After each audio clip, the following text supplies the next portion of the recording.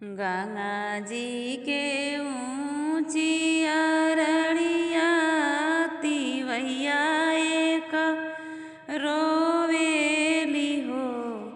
गंगा जी अपनी लहर हमें दे तू डूबी हम जईती हो।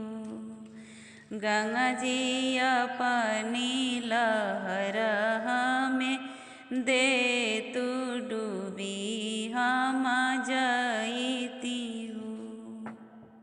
हंसी के जे बोलेली गंगा माई सुना हो सुहागी न हो।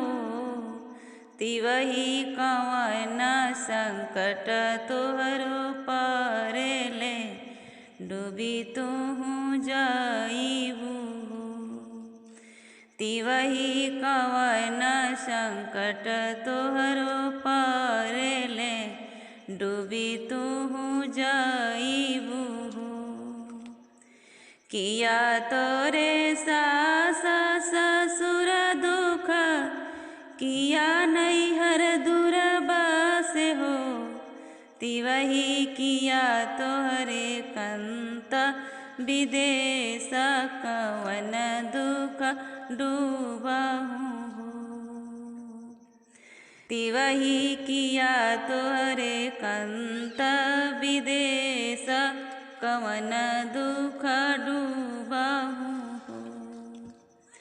नाही मोरे सास ससुर दुख नाही नैहर दूरबस हो।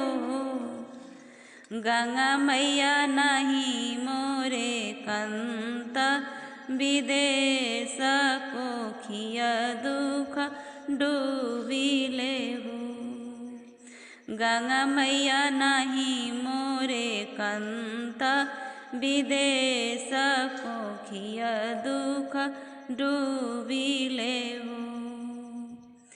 जानी रोवा ए तिवही जानी रोवा जानी रोई डूबहु हो।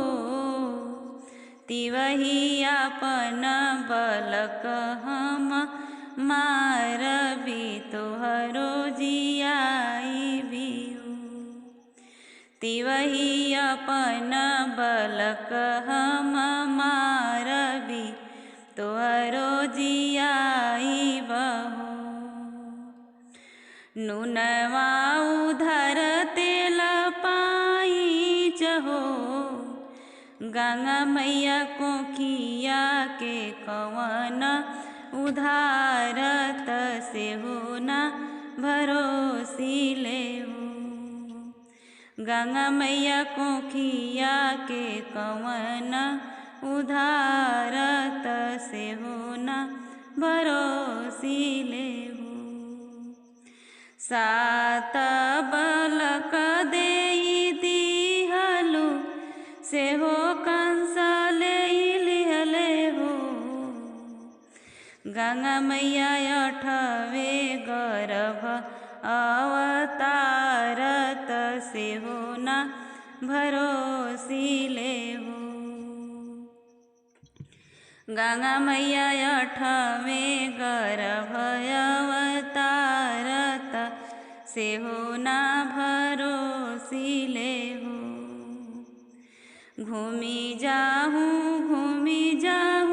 तिवही अपना महलियानु हो। तिवही आजू के नवे महीनमा कृष्ण जी जन्म लिए हो। तिवही आजू के नवे महीनमा कृष्ण जी जन्म लिए हो। कृष्ण जी जन्म लिए गोकुल उठे सोहर हो। ललना बाजे आनंद बधैया गोकुल उठे सोहर हो। ललना बाजे आनंद बधैया गोकुल उठे सोहर।